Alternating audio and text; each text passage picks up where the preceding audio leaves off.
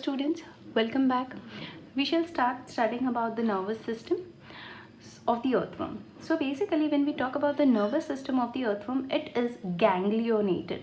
So when we talk about this ganglionated word, that is the group of the nerves which comes together and it forms a bunch like structure, and therein it is being termed to be as ganglionated. Fine. So there are various ganglia that we find, that is nothing but a group of nerves which comes together, fine, and forms something like this, that is the group of nerve cells, fine, the group of nerve cells which comes together like this and forms ganglia like structure, so bunch like structure. So basically those are termed, such kind of nervous system is termed to be as ganglionated nervous system, fine, जहाँ बीच बीच में हम ऐसे bunch जैसा देख सकते हैं, fine. अब जो होता है, ये जो गैंग्लिया होते हैं वो arrange segment wise on the ventral paired nerve cord, ventral side मतलब में आगे की साइड, तो ये जो अरेंज होते हैं कहाँ होते हैं, वेंट्रल पेड नर्व कॉर्ड होती है, इनकी पैर में होती है और वेंट्रली लोकेटेड होती है। तो ये जो हम देख सकते हैं, फाइन, कंटिन्यूस जो है वो क्या है, नर्व कॉर्ड कौन सी साइड पे लोकेटेड है, तो वेंट्रली आगे के साइड पे ऐसी एक वेंट्रल नर्व कॉर्ड होती है, फाइन, एकदम पतली, एकदम वाइट कलर की वेंट्रल नर्व कॉर्ड होती है, जैसे कि हमने इधर किया हुआ है mark, ventral nerve cord which is located like this and which is paired, तो मतलब में पैर में होती है ऐसे, 1 and 2, fine. So that is paired nerve cord, like nerve cord in anterior region. अब ये जो नर्व कॉर्ड है कहाँ पे, जैसे कि एंटीरियर रीजन में 3rd और 4th सेगमेंट में बाइफर्केट हो जाती है, फाइन. एंड मतलब मैं कैसे, जैसे समझ लो ये जो नर्व कॉर्ड है ये ऊपर से आ रही है और 3rd और 4th सेगमेंट में, 3rd और 4th सेगमेंट में वो बाइफर्केट मतलब में डिवाइड हो जा रही है, ऐसे डिवाइड होने के बाद वो किसको एनसर्कल कर रही है, किसको ऐसे सर्कल बना रही है, किसके ऊपर ऐसे सर्कल बना रही है, तो समझ लो फेरिंग्स के ऊपर, ये फेरिंग्स है और 3rd और 4th सेगमेंट में फेरिंग्स होता है, तो लैटरली मतलब में साइड में से, तो बीच में फेरिंग्स है समझ लो, और लैटरली दोनों साइड से वो किसको एनसर्कल कर रही है, फेरिंग्स को एनसर्कल कर रही है, fine. And then on it joins the cerebral ganglia dorsally. जैसे कि ये जो होता है, ये जो कनेक्शन बन रहा है वो कनेक्शन कहाँ की तरफ ज्वाइन होता है, तो पीछे की तरफ ज्वाइन होता है. किसको पीछे की तरफ ज्वाइन होगा, तो सेरिब्लर गैंग्लिया, सेरिब्रल जो ब्रेन का स्ट्रक्चर होता है वो उसको ऐसे ज्वाइन करता है, मतलब मैं समझ लो ऐसे स्ट्रक्चर है, फाइन. तो ऐसे जो नर्व कॉर्ड आ रही है वो नर्व कॉर्ड फेरिंग्स को एनसर्कल कर रही है और पीछे वो किसको मिलेगी, तो सेरिब्रल गैंग्लिया को, पीछे भी जो डॉर्सल साइड पे भी जो गैंग्लिया होंगे उनको एनसर्कल करेगी, समझ लो फेरिंग्स को सर्कल कर रही है और फिर जुड़ेगी किसके साथ, फिर जुड़ेगी वो सेरिब्रल गैंग्लिया के साथ पीछे की तरफ डॉर्सली. सो बेसिकली ये जो नर्व कॉर्ड है जो ऊपर से आ रही है वो 3rd और 4th सेगमेंट में क्या होती है, 3rd और 4th सेगमेंट में ऐसे सर्कल हो जाती है, किसको सर्कल हो जाती है, तो जैसे कि फेरिंग्स होता है, फेरिंग्स को ऐसे पूरा सर्कल कर देती है और पीछे जाके किसको मिलेगी, तो सेरिब्रल क्या बोलेंगे अपन, सेरिब्रल गैंग्लिया. तो ऐसा जो कंप्लीट स्ट्रक्चर बना, जैसे कि ये अर्थवर्म है समझ लो, तो इसके अंदर हम नर्वस सिस्टम की बात करें तो ये नर्वस सिस्टम जो जा रही है वो इधर आके फेरिंग्स को ऐसे एनसर्कल करेगी 3rd और 4th सेगमेंट में और पीछे जाके सेरिब्रल गैंग्लिया को मिलेगी, और ये जो पूरा सर्कल बन जाता है उस सर्कल को हम क्या बोलेंगे, उस जो पूरा ऐसे स्ट्रक्चर बनता है उस स्ट्रक्चर को कुछ नहीं बोलेंगे, नर्व रिंग बोलेंगे. क्या बोलेंगे, ऐसे स्ट्रक्चर को नर्व रिंग, फाइन. अब ये जो नर्व रिंग है तो बेसिकली ये नर्व रिंग क्या है, तो क्या है, ब्रेन है, it is the brain of the earthworm. So basically you can see in the diagram over here, जो नर्व कॉर्ड है, यस, जो नर्व कॉर्ड होती है वो ऐसे करके फेरिंग्स को कवर करती है, फाइन, और फिर कंटिन्यू होती है. तो ये जो पूरा सर्कल नर्व रिंग जो बनती है उस नर्व रिंग को हम क्या बोलेंगे, उसको बोलते हैं brain, the brain of the earthworm. Basically जब हम नर्व रिंग की बात करेंगे, सिर्फ वो जो सर्कल है उसकी हम बात करेंगे, तो सुप्राफेरेंजियल गैंग्लिया डॉर्सल साइड पे उसको हम क्या बोलेंगे, जैसे कि वो ऐसे बन रही है नर्व रिंग, समझ लो ये ऐसे बन रही है, तो ये हाँ, ये पीछे की तरफ, ये आगे रिंग जो है वो पीछे की तरफ है और ये आगे की तरफ है। तो ये जो पीछे है डॉर्सली, ये जो पार्ट हमें दिख रहा है वो गैंग्लिया को ज्वाइन कर रही है, मतलब में बंच को ज्वाइन कर रही है। फाइन, तो ये जो गैंग्लिया जो होंगे उसको हम बोलेंगे सुप्राफेरेंजियल गैंग्लिया। जैसे कि आप देख सकते हो ये पूरा सर्कल है। फाइन, ये ऐसे सर्कल जैसा बना हुआ है। अब पीछे की साइड पे वो क्या फॉर्म कर रही है, पीछे की साइड पे उसको हम क्या बोलेंगे, सुप्राफेरेंजियल गैंग्लिया। डॉर्सल साइड पे उसको बोलेंगे सुप्राफेरेंजियल ganglia.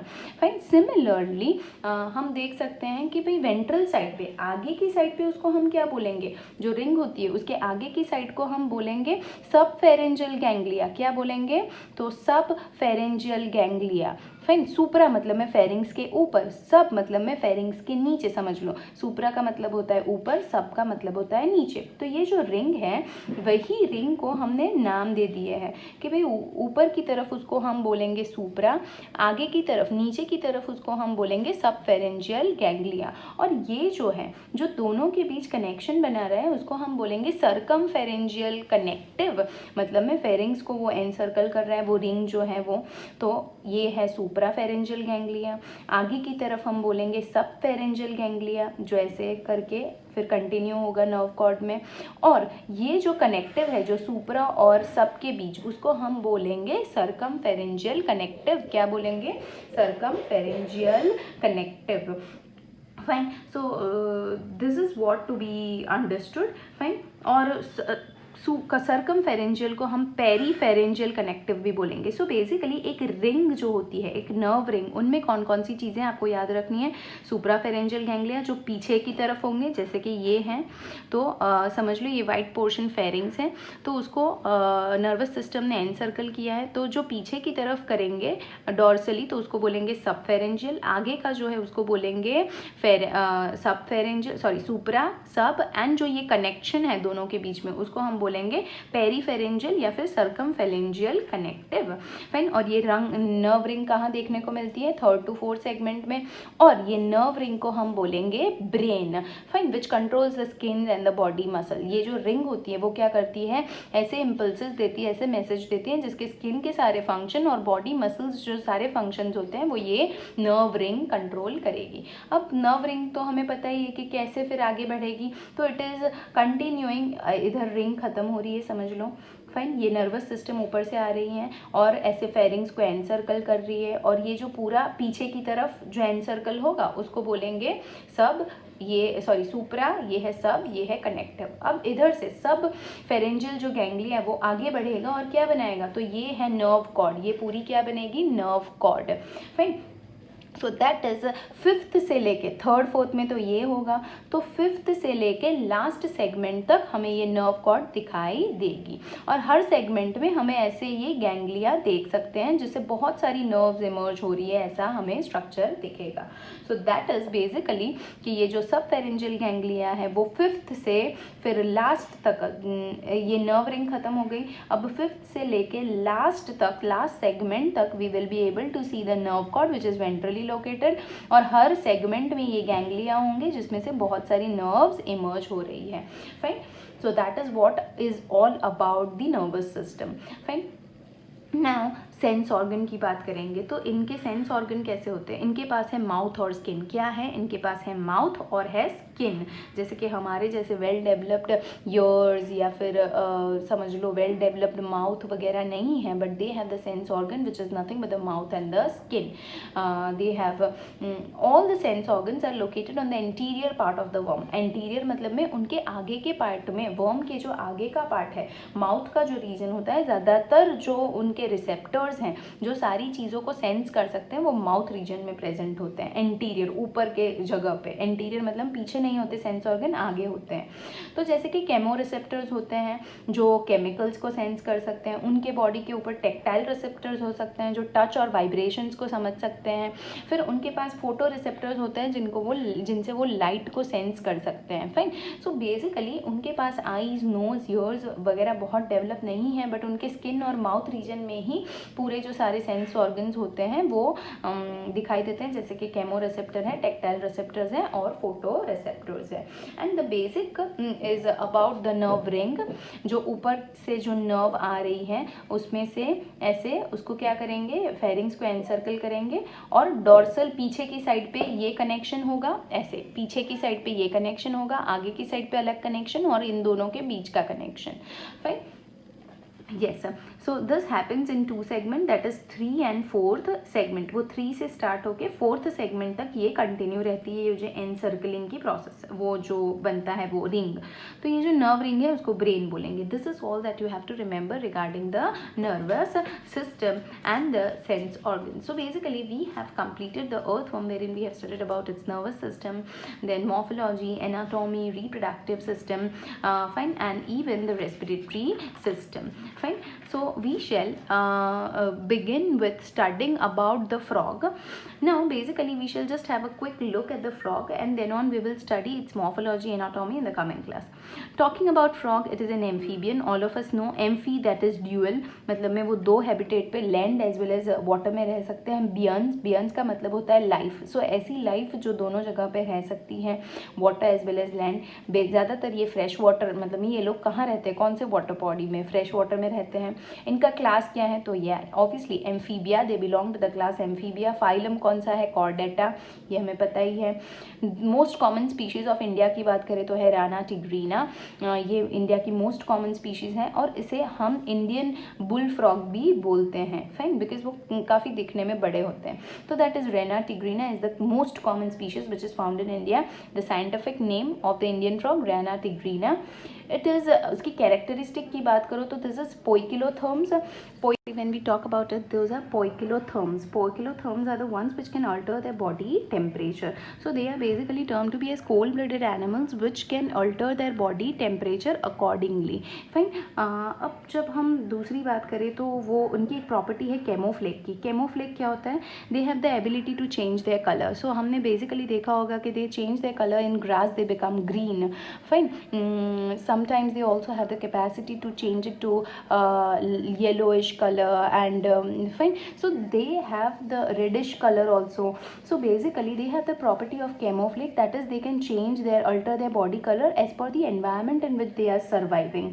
Fine, in order to protect themselves, this property is in order to protect themselves from the predators, जो भी predators होते हैं उनसे खुद को बचाने के लिए।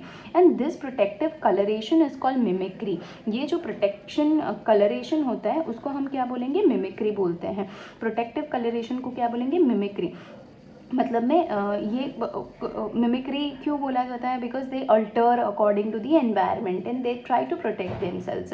Fine, so they mimic the environment, they mimic the colour in which they are living and that is why it is also term to be as mimicry. Fine, so they do it for protecting themselves, preventing themselves from being eaten up। and they show two types of things, that is estivation and hibernation। estivation की जब हम बात करते हैं तो that is nothing but the summer sleep, और hibernation की जब हम बात करते हैं तो that is termed to be as the winter sleep। so basically they come out in the rainy season only, they do their reproduction in the rainy season and then on they go for estivation and hibernation। that is estivation is the summer sleep because they cannot survive very well in summer, high peak summer।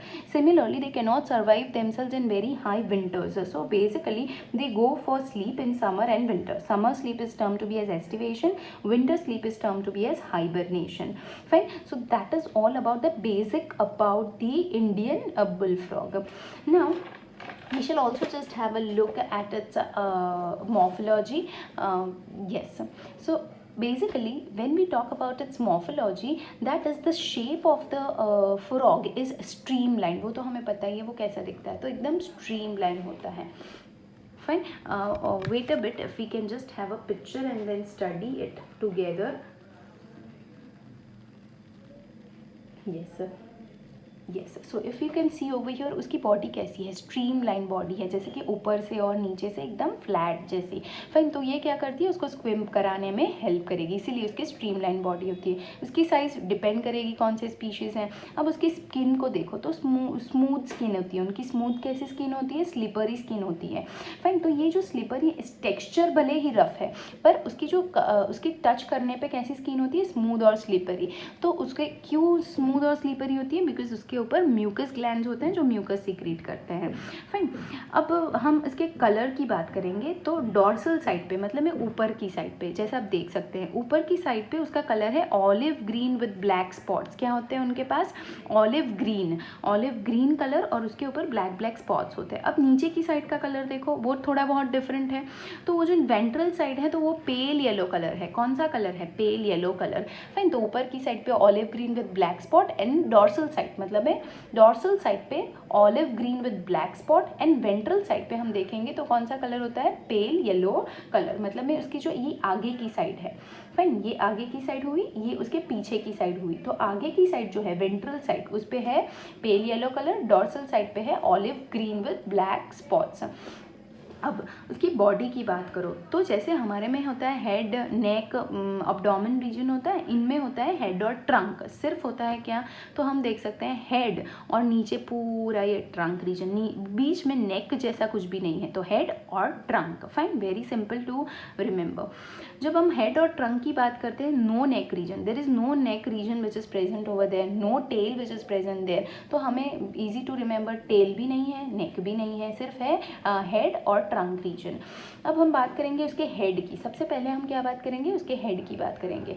तो head की जब बात करेंगे तो mouth कैसा होता है, ventrally located होता है। हेड में कौन कौन सी चीज़ है, सबसे पहले तो होता है mouth, nostrils, eyes, brown spots होते हैं, स्नाउट, ईयर वगैरह, ये सारी चीज़ें होते हैं। तो आपको याद रखना है माउथ में क्या होता है, तो वेंट्रली लोकेटेड। तो जैसे कि हम देख सकते हैं माउथ उसका आगे की तरफ है, तो वेंट्रली लोकेटेड माउथ आपको दिख सकता है, ये नीचे की तरफ, मतलब में आगे, ये वेंट्रल साइड, ये पीछे की साइड डॉर्सल साइड।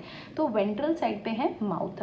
फाइन, अब नॉस्ट्रल्स, तो ये जो नॉस्ट्रल्स कहाँ होते हैं, तो माउथ के जैसे कि ऊपर, ये माउथ पोर्शन है तो इधर ऊपर ये डॉटेड स्ट्रक्चर जो हम देख सकते हैं।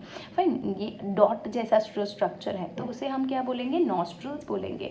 पेयर्ड नॉस्ट्रल्स होते हैं, मतलब में दो होते हैं, तो one on this side, one on the other side. तो ये जो होल जैसा हमें दिख रहा है, that is nothing but the hole is the nostril, fine, which is use for breathing purpose, और माउथ के एग्जैक्टली ऊपर होता है। आइज़ की बात करें तो ऑब्वियसली पेयर्ड आइज़ हैं, दो आइज़ हैं, बहुत बड़ी आइज़ होती हैं, जिनको बड़ी हैं और बाहर निकली हुई होती है, तो उसको हम बोलेंगे protruded eyes, which are protruded out of their head region. Fine, so therefore eyes are paired, large, protruded out, and it also contains a membrane on it. उसके ऊपर, eyes के ऊपर जो eyes दिख रही है बड़ी बड़ी, उसके ऊपर ये membrane होता है। इसके ऊपर ये जो membrane होता है उसको हम बोलेंगे nictitating membrane। क्या बोलेंगे, nictitating membrane, जो क्या करती है, इनको पानी में रहते हैं ये, तो पानी से आइज खराब ना हो जाए इसीलिए इसके ऊपर ये मेम्ब्रेन होती हैं।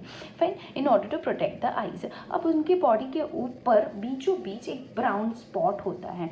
फाइन, दो आइज के बीच में, दो आइज जो होती हैं इधर बीच में, तो इधर it is not very clear but एक ब्राउन स्पॉट होता है। तो वो जो ब्राउन स्पॉट होता है वो कुछ नहीं है, वो फोटो सेंसेशन के लिए उनका एक सेंस पार्ट है, सेंसिंग पार्ट है स्किन के ऊपर, फोटो सेंसिटिव होता है। फिर स्नाउट होता है। स्नाउट क्या होता है, जैसे कि हम देख सकते हैं, yes, if I show you in some other diagram it will be very clear that here, yes, we have a bulge like structure, a bulge structure at the surface। हाँ, जैसे कि हम देख सकते हैं इधर, तो ये जो बल्ज्ड आउट स्ट्रक्चर होता है तो उसको हम क्या बोलेंगे, इधर बल्ज जैसे जैसे फूल गया हो ऐसे कोई स्ट्रक्चर है तो उसको हम बोलेंगे स्टाउट। क्या बोलेंगे, स्टाउट बोलेंगे। फाइन, ऐसे जैसे कि इसके ऊपर होता है बल्ज स्ट्रक्चर तो उसको बोलेंगे स्नाउट। फाइन, जो नॉस्ट्रल के एकदम बाजू में दिखाई देता है, जैसे कि हम देख सकते हैं इधर नॉस्ट्रल्स हैं और फिर उसके ऊपर क्या है, स्नाउट। फाइन, ना उनके पास ईयर होते हैं। अब ये जो ईयर होते हैं तो बेसिकली जब हम देखें वो स्पॉट की तरह दिखाई देते हैं। तो if you just have a look at the diagram, तो ये जो है तो ये क्या है, तो ये ईयर उनके हमारे जैसे वेल डेवलप नहीं होते, बट आँखों के साइड में ऐसे 2 होल्स जैसे होते हैं जो ऐसे स्पॉट जैसे दिखते हैं, तो those are nothing but the years.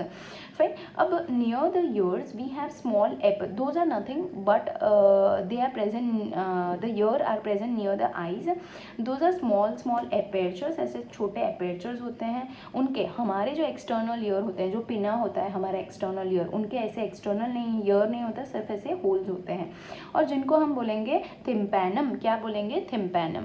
And उनको मिडल और इनर ईयर होता है, एक्सटर्नल ईयर एब्सेंट होता है पर मिडल और इनर ईयर उनको होता है। फाइन, और ऐसे डॉटेड लाइक स्ट्रक्चर होते हैं। So that is the basic thing about the head that we can see. Fine, now when we talk about so this is what is included in the head. Mouth होता है, nostrils होते हैं जो knows हम बोलेंगे, eyes होती हैं, brown spot होता है 2 आइज के बीच, फिर स्नाउट होता है ऐसे नॉस्ट्रल्स के ऊपर ऐसा फूला हुआ रीजन होता है। फाइन, तो बल्ज पोर्शन नियर नॉस्ट्रल्स, फिर ईयर होता है जो होल जैसे होता है सिर्फ 2, और आँखों के नीचे एग्जैक्टली जैसे कि ये आइज हैं तो इनके नीचे देख सकते हैं अपन ऐसे होल लाइक 2, एक इस साइड एक उस साइड, तो उसको हम क्या बोलेंगे, थिम्पैनम बोलेंगे, क्या बोलेंगे, थिम्पैनम। फाइन, नाउ हम जब बात करेंगे ट्रंक की, तो ट्रंक रीजन की बात करेंगे, ये हम नेक्स्ट क्लास में पढ़ेंगे, पर सिर्फ हम ट्रंक को पढ़ लेते हैं अभी। ट्रंक की बात करेंगे तो ट्रंक में क्या होता है, 4 लिम्स और हैंड लिम्स। जैसे कि बात करो आगे के जो पाँव है 4 लिम्स, पीछे के जो है वो हैंड लिम्स और हाइंड लिम्स। फाइन, अब ये जो 4 लिम्स हैं जो आप देख सकते हो वो शॉर्टर होते हैं कंपेरेटिव टू दिस, ये बड़े बड़े लंबे होते हैं, ये छोटे होते हैं। 4 limbs are comparatively smaller than that of the hind limbs. Fine, अब पैड होते हैं ये, और 4 डिजिट्स होते हैं, पैड मतलब में 2 होंगे और 4 डिजिट्स 1 2 3 4। वैसे ही इसकी बात करो तो ये हाइंड लिम्स बड़े होते हैं, तो hind limbs are longer, paired 2 in number, 1 on the other side, but इनको जैसे हम डिजिट्स बोलते हैं, इनको डिजिट्स बोलेंगे, फिंगर्स बोलेंगे, वैसे ही हम इसको टोज बोलेंगे। ये पतले होते हैं तो इनका नाम दिया गया है डिजिट्स या तो फिंगर्स, और ये जो पीछे वाले हैं उसको हम बोलेंगे टोज। अब ये जो टोज हैं वो वेब्ड टोज है, तो वेब्ड टोज क्यों है वो हमें पता ही है, बिकॉज उनमें क्या होता है कि भाई वो डक में जैसे पाँव होते हैं वेब्ड, वैसे ही इनके भी कैसे होते हैं, वेब्ड पाँव होते हैं। So that is basically those are term to be as the webbed one. Fine, yes, if we can see in some diagram it very clearly wherein पीछे वाले जो पाँव हैं वो कैसे होते हैं, तो वेब्ड होते हैं, जैसे कि हम इस स्ट्रक्चर में देख सकते हैं। फाइन, तो पीछे में क्या होता है, वेब्ड लाइक स्ट्रक्चर होते हैं। फाइन, सिमिलरली हाँ, तो ये जो है 4 लिम्स और हाइंड लिम्स क्या करने में मदद करते हैं, तो ऑब्वियसली वॉकिंग करने में, लीपिंग करने में, जंप करने में, लीपिंग मतलब में जंपिंग में, फिर बरो करने में, स्विमिंग करने में, तो वही चीज़ है। It is about the external morphology, बाहर से वो कैसा दिखता है, मॉर्फोलॉजी। फाइन, अब मॉर्फोलॉजी में हम आगे भी पढ़ेंगे, that is frog is dioecious and the difference between the male and the female frog, and till then thank you.